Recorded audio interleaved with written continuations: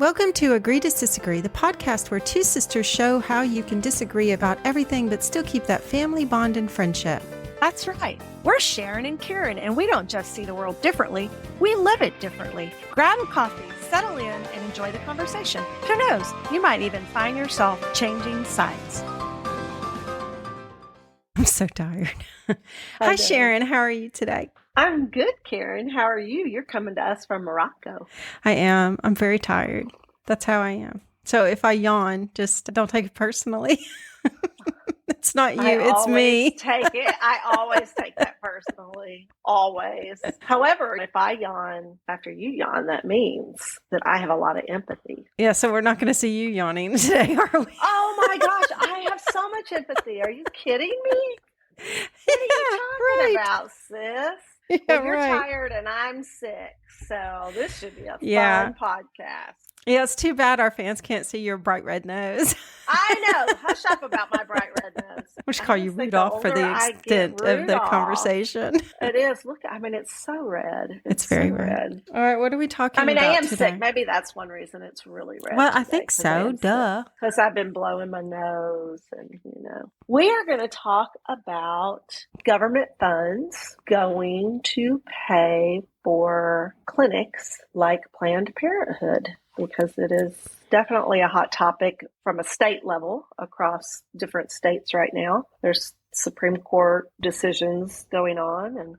I didn't do a whole lot of research. What decisions are going on besides the defunding because they provide abortions? That's the primary one. But there are also some Supreme Court decisions about just Medicaid participants in general being able to decide who their preferred provider is going to be. So there are some lawsuits about that as well. Because with Medicaid, or at least when I was working in social services, you couldn't just select a provider. They had to be a Medicaid provider. Well, that's the same on all insurance in the U.S., isn't it? You can't just choose your own. It depends on who your insurance company decides. I thought they had to be in network. Well, you don't have to, though. If you have your own insurance, you can choose out-of-network providers. You're just going to pay more. But with Medicaid, because Medicaid is a government-funded healthcare system, you can't choose out-of-network for Medicaid unless you're going to pay for it. Well, people that are on Medicaid can't afford healthcare. Can't afford to pay for it. But I wonder if the question is, like I said, I haven't researched it, but I wonder if the issue is if you're on Medicaid and you have to go to someone that's in network, maybe there's not someone in network that's in your area. Or maybe you can't get an appointment. Yes. So that is a question as well that they have raised, because there's an argument of saying, okay, well, let's just defund Planned Parenthood because part of their services is offering legal abortions, but they say they can go to some other, healthcare provider, public healthcare provider, but then you're putting a burden because there's not that many. Right. Or there, even in states where there are, say, 200 other types of nonprofits, like Planned Parenthood, that offer those services, that doesn't mean it's going to be close to that person, right? So you're still then limiting their accessibility to this healthcare. reminds me, when I was in Texas one time, this was years ago, I wanted to get a mammogram and I wanted to just go to a Planned Parenthood because I didn't have insurance in the U.S., but to do it through a doctor, I would have had to wait for the appointment for the doctor and then get a referral to go and get a mammogram done and then pay for that. It would have been way more expensive. And there was no Planned Parenthood. And you wouldn't have had the time. And I wouldn't have had the time. Yeah. And there was no Planned Parenthood for me to go to. And this was probably 7 or 8 years ago. And I remember it being an issue. It's like, I can't even go and get a procedure done because they've shut down some of the clinics. I hadn't really heard about shutting down Planned Parenthood clinics. A lot of them closed. They've been working on defunding and cutting funds for a long time. Yeah, I know they've been working on defunding them. And I think it happened probably about 10, 12 years ago when the videos surfaced about some corruption and selling of, things. Which was false. I don't think it was determined to be false, but there's corruption everywhere and there's bad people everywhere. You know what I'm saying? It was like, not a that's Planned not a Parenthood reason. issue. Yeah. Exactly. I wasn't on the board for Planned Parenthood, but I used to be on a committee with Planned Parenthood in Southeast Alabama. I'm a big proponent of what they do. I love the services they provide. I think it is very, very needed in our communities. The question about whether government should pay for it or not, I am actually for government paying for it. So how do your friends feel about that? Your Republican friends? Completely opposite of me. Really? Yeah. I'm not going to say all of them, but some of them do have a different opinion. And so I thought about coming into this conversation. You know, I'm like, I think you and I are probably on the same page. We're not going to disagree at the, you know. Oh, really? I don't know. You know, I'm not firmly on one side or the other. I see why some people would say, I'm trying to play devil's advocate and look at it from both sides. That's what I was going to do too. That's what I was planning to do too, was try to see both sides. I think we both disagree with the fact of them going after them for performing abortions. I mean, that is another issue that is for another podcast, because I firmly believe that you should have access to abortions. I guess the question is, should the federal government be funding it? Because I do agree that there should be clinics that you should be able to go to that accept Medicaid. And I think their biggest proportion of clients are Medicaid clients. Medicaid customers. For sure. Yeah. So you said, should the federal government? So I think that's where Republicans come. Well, that's what I was wondering is do they think it should just be the state?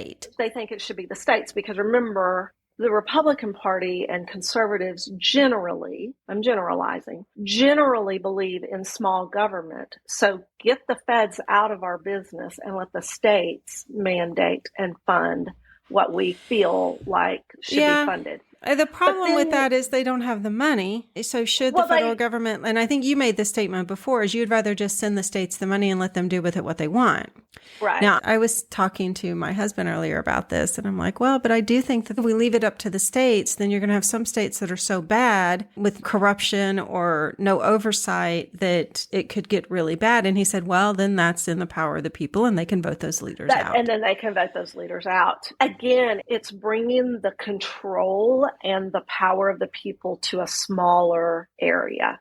Yeah. Right. Where they may have a bigger voice in a smaller population. So I have a bigger voice in my community and in Texas than I do federally. Yes. You know, but, you know, then what does the federal government do?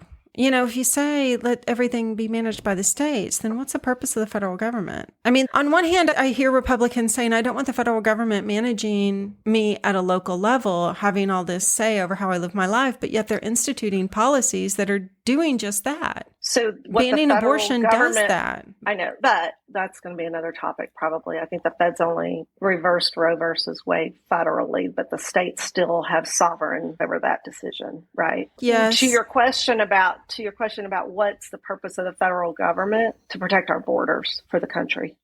That's a whole nother topic that we'll get into. It's a whole nother topic. I want to go back to your point about, do the states really have the money? Do they have the money to actually fund things like this? And are the feds saying, well, okay, states, if we don't agree with this, because they did this with the seatbelt laws years and years ago, remember?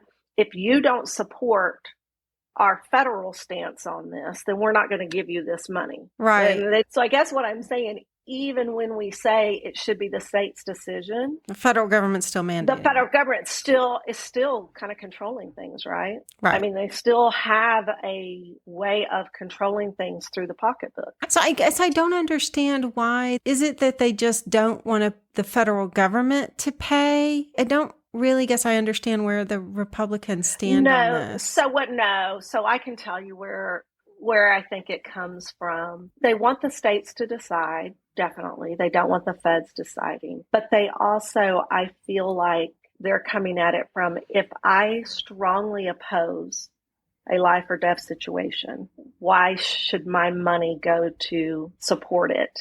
If I strongly oppose it, because, abortion to me, that's a ridiculous argument, because that's saying that the federal government shouldn't spend any money on anything you disagree with. It's not I don't think it's a ridiculous argument. I'm gonna challenge you on that a little bit because I use the word ridiculous. a little bit. No. If I did that, I'd be challenging you on everything I say. Everything you say. No, but there are decisions and there are values. This goes to a value conversation, especially religious values and religious beliefs on what is considered a life. And does anybody have the right to terminate it? And should my money go to pay for that? But if you go down that road and you say that I think that my religious beliefs should trump what is in the benefit of the community, then you are saying that they also should be able to put doctors in jail for performing abortions because... Oh, there's definitely a school of thought out there. I know. Yeah, and that murder is okay as long as you're killing someone that performs abortions. I mean, exactly. So that's a dichotomy, right? I mean, that's a contradiction. Yeah. Because if our party, not our party, it's definitely not your party. If my party, it's my party, and I'll cry if I want to. That's right. If my party is so opposed to ending the life of a fetus, but they're not so opposed to, say, the death penalty. Right. The death penalty for sure is a party platform. Yeah. Yeah. So that would be a really interesting conversation to talk about that dichotomy in the Republican Party. Just saying. I mean, it ends there, doesn't it? It's a contradiction. It's like, why do they? Yeah. But it is. But it'd be interesting to dive into that contradiction and see if there's any logical. I don't know. You want to look for logic in either of the parties? Good luck. True. So I think that's where it comes from, is that just that deep set value of, but then I also don't know. This is where my philosophy and my values do not match those of the overall party. But, I actually did do some research. I win this time. I win. I read a little bit, but I didn't see anything that was really interesting. Something that was kind of interesting, which was in the Pew, our favorite place, Pew Research Center. There was a study conducted after the Supreme Court's June 2022 decision that ended the constitutional right to abortion. 62% of U.S. adults said the practice should be legal in all or most cases, while only 36% said it should be illegal in all or most cases. What, so abortion? A third, yeah. So the majority of the people still support choice. Yeah, exactly. So which goes to the dichotomy of, and this I think it would be really interesting if you look at what the people want. The Republican, and it's probably the same on the Democratic side as well. I'm just singling out Republicans because that's who's in power right now. If you look at what the people want, the policies that they're implementing are not in line with what the people, even of the Republican Party, say that they're for. Yeah, and I agree with you. We saw that the last 4 years in the Democratic Party as well.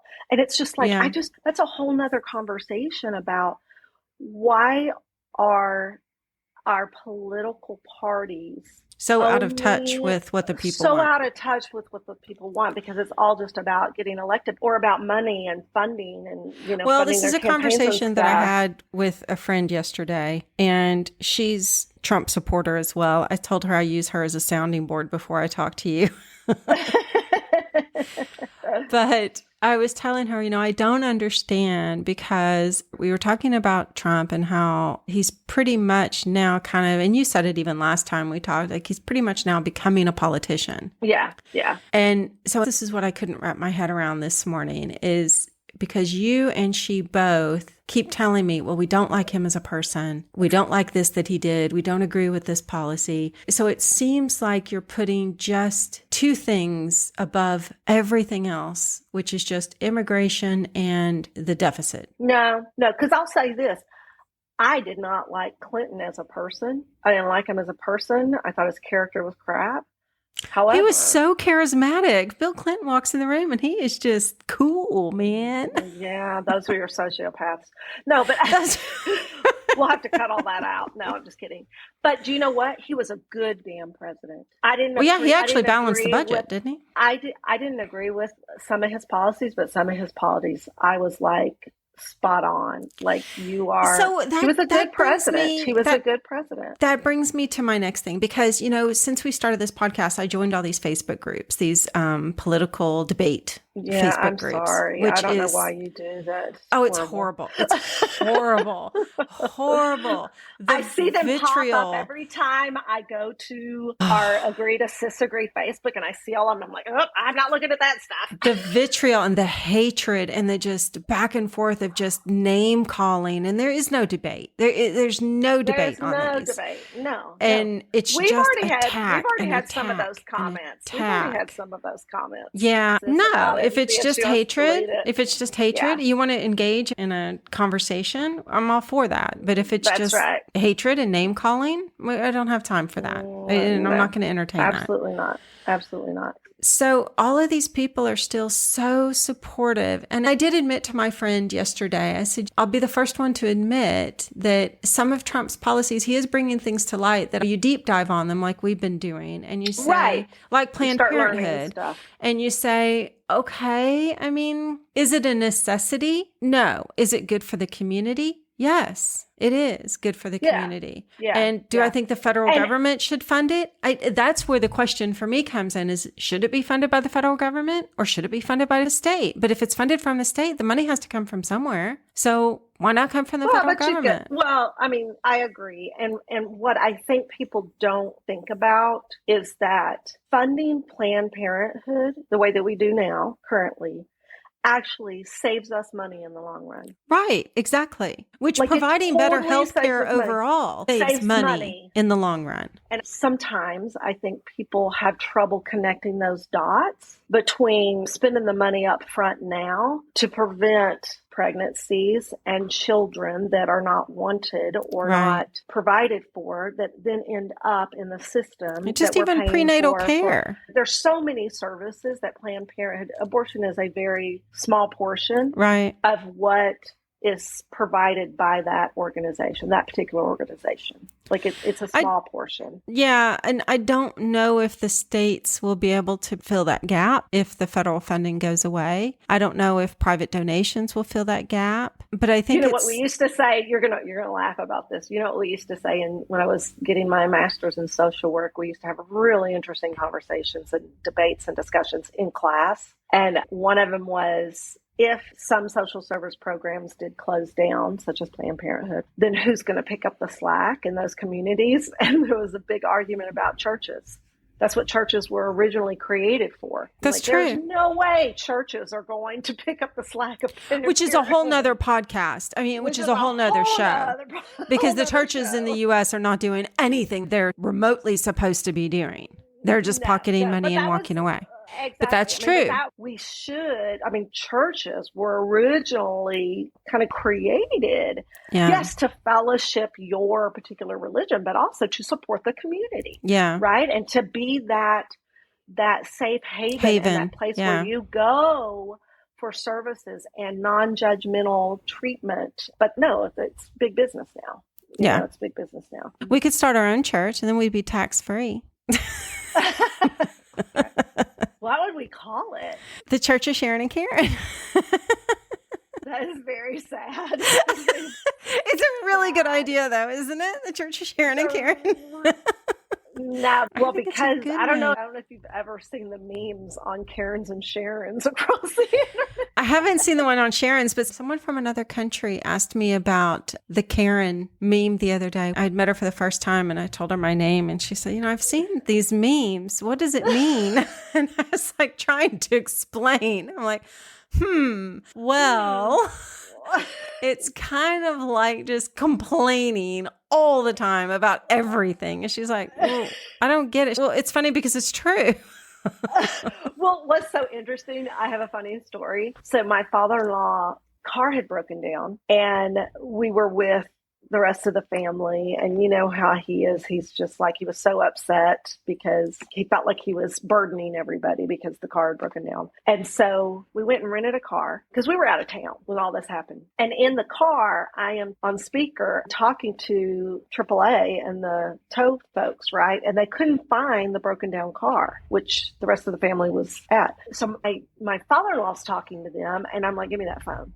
And I took the phone and I'm like, no, you are not canceling this appointment. You are going to find this vehicle. You are not. And I went through this whole thing. This is how long we've been waiting, blah, blah, blah, blah, blah. And so he's like, okay, yes, ma'am. Yes, ma'am. So he left, got off the phone, and I hung up, and my father-in-law said, wow, like you turned into Karen. Yeah, exactly. I said, well, Sharon and Karen not too far apart. I'm just saying. And sometimes you got to pull Karen out. Oh, sometimes you do. And I have done it so many times here. I did it one time when I had my son in the back of the car and he was little. I was driving him to like taekwondo practice or something. It was raining, and traffic here is notorious for all the cars enter the intersection and they just stop and they block one another. And it's so frustrating because it's like, if you would just wait and let the person go, we could all go. But no, they come in and they block everywhere. And I got out of the car and I started directing traffic. And I'm like, you there, you over there, you stop. And my poor son is in the back like, what is going on? I'm like, just wait a minute. And I get back in my car and then I go. And I'm like, that was totally a Karen. I totally pulled a Karen. Totally a Karen. That's so funny because in the U.S., when we get to those four-way stops, we're so about let the other person go, and then nobody goes because it's all like, oh no, you were here first, you go first. Yeah, I think it's more about they just don't even know the rules. I listened to a podcast about roundabouts and how much cost efficient. Way too much time. No, I spent too much time waiting for my children, sitting in the car waiting for my children. That's where I listen to all these podcasts. Or I spend too much time in the kitchen because that's when I also listen to these podcasts.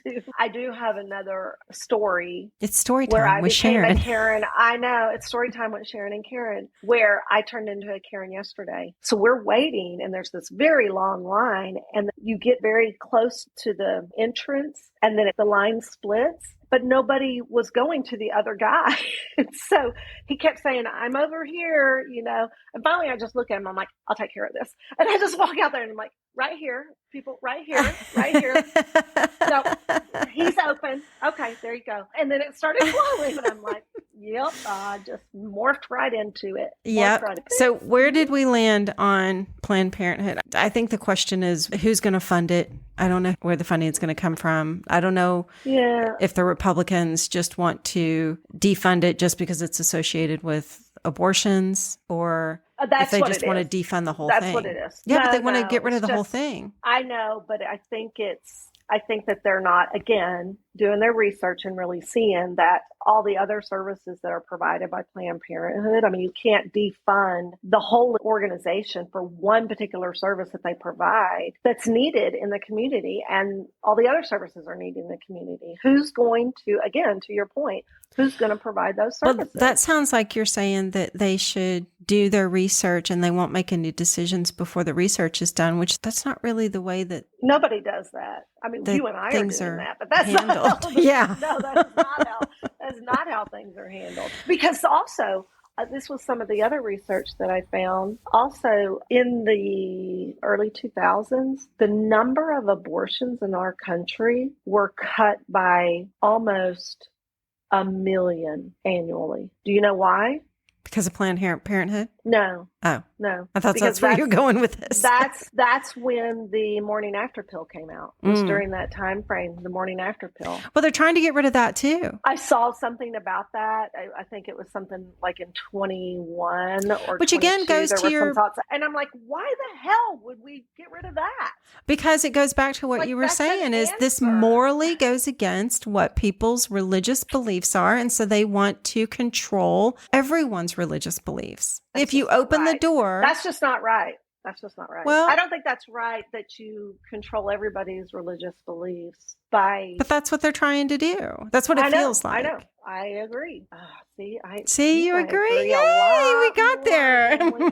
we totally got there. No, I've been there. I do. I agree that there is a dichotomy in our my party that doesn't make sense. And this is one of those. There are dichotomies in our, and I don't even say it's my party because but in liberal views as well, because they say they're for the working people and they don't do anything for the working people. So yeah, yeah. I'm glad you said that, not me. Yeah. Yeah. Oh, it's lots to talk about. So, yeah, I think that's all we have on Planned Parenthood. I think so, too. I think we agree. Keep the funding, whether it be the feds or the state. Yeah.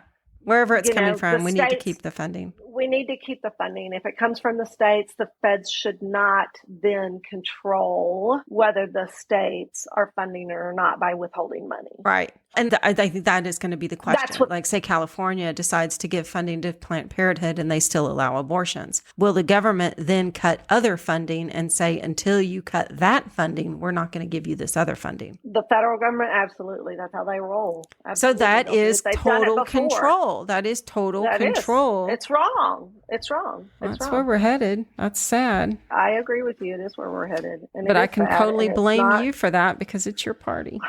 I guess you can.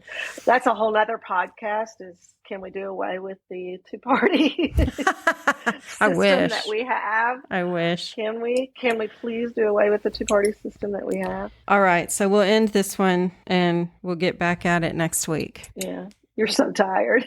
I'm so tired. Anyway, so that ends that one. Till next time. That wraps up today's show. Thank you so much for tuning in. If you enjoyed the show, please leave us a rating and review. It helps us improve and get the word out. Reach out to us on Facebook and Instagram or shoot us an email at agreetodisagree@gmail.com. Let us know what you think, what topics you'd like us to cover, or any questions you might have. Thanks again for tuning in, and we'll see you in the next episode.